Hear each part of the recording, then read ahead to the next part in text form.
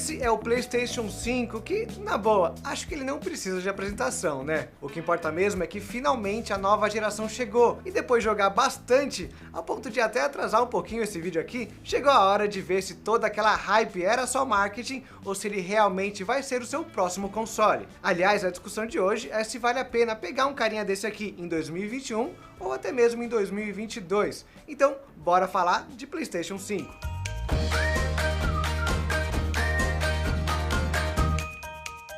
Para começar, se tem um prêmio que o PlayStation 5 já ganha logo na largada, é no seu design. Ele pode não ser do agrado de todo mundo, mas é bem diferente, parece mais do futuro cheio de tranqueira, cheio de linha curvada e tal. E não daquele minimalista que a outra caixa propõe. O centro é de plástico preto básico com LEDs azuis, que me agradam bastante. Essas tampas parecem duas asas, que são removíveis inclusive, mas poderiam ter abas menos expostas, para justamente eu não precisar me preocupar tanto em quebrar elas a cada movimentação que fazemos com ele. E olha que eu nem tô falando de levar em mochilas, hein, já que poxa, como ele é grande. Você vai precisar de uma bolsa de escalada para conseguir levá-lo por aí, e pode ser até bom esperar uma versão mini que deve demorar mais uns anos para aparecer, principalmente se o Series S mostrar uma tendência boa de vendas. Os acessórios também seguem um design parecido, e se o corpo está polêmico, o controle é algo que eu já gostei bastante, e que inclusive ajudou a diferenciar mais uma geração da outra, diferente do que aconteceu no Xbox, que praticamente só pintou o controle de branco e mandou pra frente. Além de design, o novo DualSense também trouxe novas funcionalidades. Ele é um pouco mais pesado, com microfone, touchpad e um feedback melhorado, incluindo o novo gatilho adaptativo, que fica mais pesado ou mais leve, dependendo das configurações do jogo. No começo eu confesso que achei isso um pouco estranho e exagerado, mas depois de diminuir o peso ficou bom e eu acho que vira tendência daqui pra frente. Ele só tem dois problemas. Primeiro, a conexão com o PC por enquanto não é tão simples quanto do Microsoft. Acho que até por motivos óbvios, né? Mas também tem um pessoal reclamando de defeitos no analógico, com o erro de drift, basicamente puxando para um lado que pode atrapalhar bastante durante o jogo. Geralmente esse tipo de coisa é um bug rápido e algo isolado, mas a gente resolveu comentar por aqui justamente porque não parece ser algo que acontece pouco, e vídeos desmontando o controle já até mostram possíveis origens desse probleminha. É bom então dar uma olhada se isso já foi resolvido quando assistir esse vídeo e principalmente comprar de uma loja que te ofereça a garantia para pedir a substituição caso haja necessidade. Aliás, preço anda sendo um assunto complicado. Quando uma tecnologia acaba de ser lançada, geralmente ela vem mais cara mesmo, e é só lembrar das piadas lá do PlayStation 4K, que era um absurdo por custar R$4.000. O PS5 então chegou ao Brasil com uma conversão de dólar real muito boa quando comparado com outros segmentos. Nesse início de linha, geralmente as marcas até perdem dinheiro na venda do console, tentando lucrar posteriormente com a venda dos jogos. Ele veio em duas versões, com mídia física ou 100% digital. O primeiro saiu por R$4.699, depois da redução dos impostos para o segmento, e a apenas digital chegou a custar R$4.199. E eu falo chegou, porque basicamente eles estão sem estoque e com usuários revendendo por valores acima desse inicial. Se você consegue pegar com o preço original, faz todo sentido. Pagar mais caro do que o preço de lançamento é simplesmente complicado.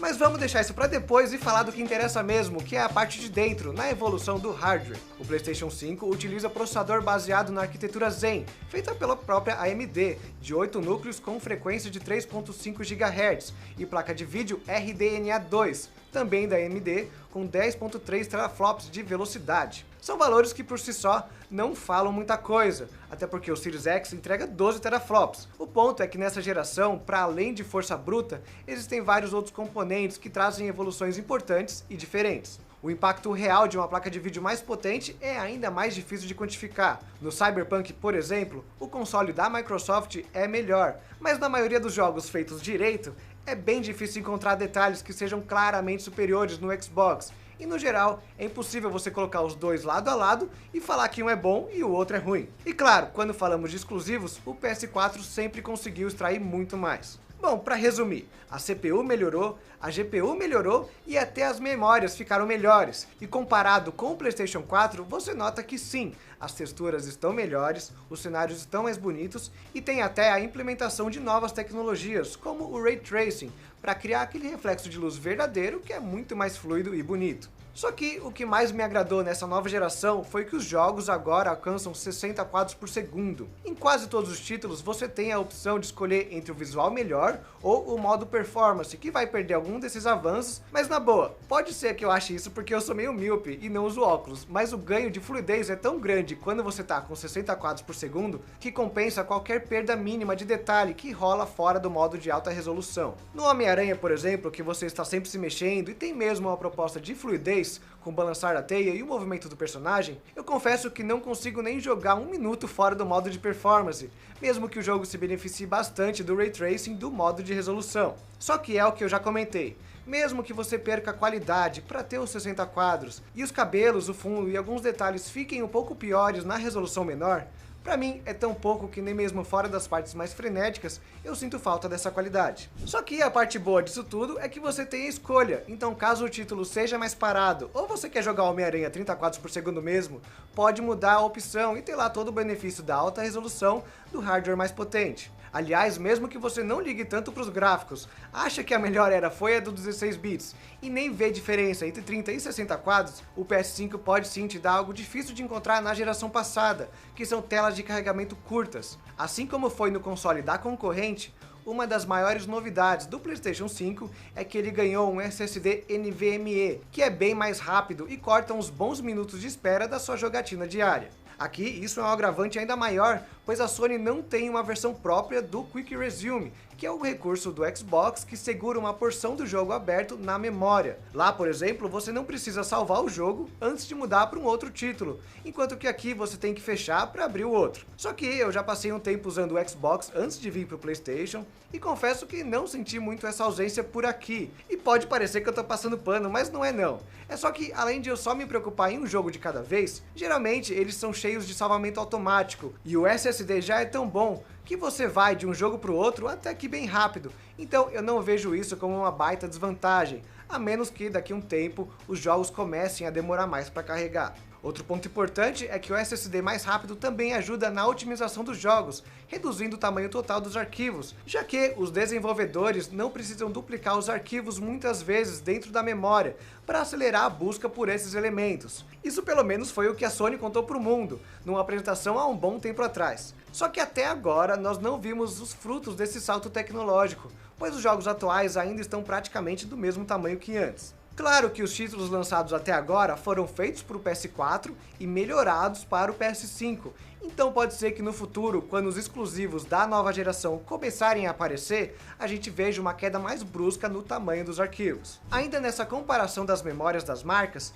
em quantidade, o PlayStation também acaba perdendo para o Series X, pois ele possui 825 GB, contra 1 TB. Só que tudo indica que ele terá no futuro expansão dessa memória, pois você tem acesso super fácil a um slot padrão M2, que em teoria pode ser utilizado com qualquer SSD NVMe. Mas no vídeo oficial da Sony, desmontando o console, a informação que é passada é que será algo que vai chegar numa atualização futura, e por enquanto estamos todos limitados a essa memória interna. Bom, vamos ter que esperar mesmo, só que seria muito bom se a Sony permitisse mesmo esse upgrade de forma fácil e barata, diferente dos Xbox, onde você está limitado aos SSDs vendidos pela Microsoft, que são extremamente caros. Se vocês gostaram dos suportes de controle que apareceram no vídeo, eles foram feitos pelo pessoal da 3D Me Gusta, tem link lá na descrição junto com um cupom de desconto. Agora, deixa eu voltar. Outro ponto que não chega a ser uma vantagem, mas eu gostei bastante, é que a tela principal ganhou uma cara nova, ficando bem mais bonita. Em vez de só copiar e colar o que já tinha lá no PS4, agora ela é mais colorida, mais prática e no geral muito mais agradável de usar. Só que no final não tem jeito. Se tem um ponto que o PlayStation sempre leva melhor é na quantidade e na qualidade dos seus exclusivos, sem contar a grande seleção dos jogos do passado que agora estão na plataforma. Logo no lançamento você tem à disposição o God of War, o Demon's Souls, que o Salgado está sofrendo para terminar, e o Spider-Man, dentre outros. Se vocês me permitem confessar uma coisinha aqui, até eu que me considero um jogador de PC, sinto muita falta desses títulos lá na minha plataforma preferida. Claro que tudo é preferência e talvez um dia o jogo chegue para o PC ou para o Xbox, mas tem vários títulos que não, e na hora de tomar uma decisão se você compra ou não PlayStation, o peso dos jogos disponíveis é sempre um dos mais importantes. Só que a Sony precisa e muito melhorar os seus serviços de assinatura aqui no Brasil. O único disponível por enquanto é o PlayStation Plus, que além de liberar os recursos online, como partidas multiplayer e o cloud saving, ele inclui alguns benefícios legais, como te permitir jogar e até baixar na sua conta alguns dos melhores jogos da plataforma, além de descontos. Tem também o Share Play, que te permite convidar um amigo online para jogar algo, mesmo que ele não tenha o jogo, mas no geral é só isso, é muito pouco comparado com os grandes benefícios do Game Pass, que tem uma biblioteca muito maior, incluindo lançamentos, te permitindo até acessar alguns jogos no seu computador, e ainda inclui todos os serviços do Xbox. Apenas lá fora que a Sony começou a implementar o PlayStation Now, que aí sim tem um monte de jogo disponível, além de incluir o serviço de internet do Plus, então você não precisaria dos dois. Ele também faz streaming de jogos, tanto no seu PlayStation quanto no PC, então é algo mais próximo do que o concorrente oferece, só que sem precisar baixá-los para o console, e ainda libera os exclusivos para o seu computador, desde que a sua internet seja boa o suficiente. A qualidade dos jogos no serviço pode não ser tão boa quanto a do Game Pass, mas no geral é uma evolução. O problema é que ele realmente não veio ainda para o Brasil, e um serviço assim faz muito sentido por aqui, já que a nossa condição financeira não está tão legal, principalmente com os jogos cada vez mais caros. O resumo é que sim, o prazer de jogar 60 quadros por segundo, com gráficos melhores e nesse exato momento por um preço menor do que um PC de igual categoria, podem fazer o PlayStation 5 valer muito a pena, principalmente se você é o tipo de pessoa que adora os exclusivos da plataforma. Mas é necessário ficar de olho no preço, já que ainda faltam jogos realmente feitos para a nova geração. E claro também, vale você ficar de olho na biblioteca de jogos e serviços como o Game Pass e o PS Now, que melhoram muito o cenário com o tempo. Então é isso, deixa um comentário aí com o lado que você está na guerra dos consoles, deixa o like e se inscrevam. Por hoje é só, pessoal, até a próxima!